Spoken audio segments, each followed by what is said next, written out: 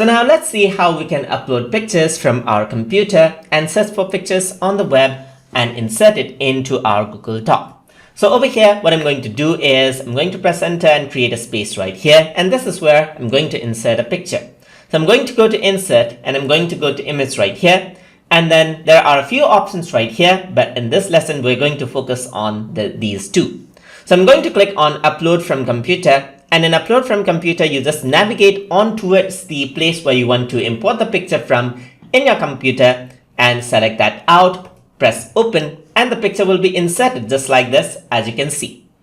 Another way to insert the picture is by searching it on web. So I'm just going to create a space right here. I'm going to go to insert image, and then I'm going to click on search for image on web. So Google Images just opens up on the right hand side, as you can see. So you can search for images over here. Let's say, for example, something like typing. And I'm going to press enter, and all the images related to typing just pops up just like this. So what you can do is you can simply drag it out right here and keep it right here, just like this. And the image will be inserted just like that. You can also go over here and then go around and then double click it, and the image will be inserted just like that, as you can see right here.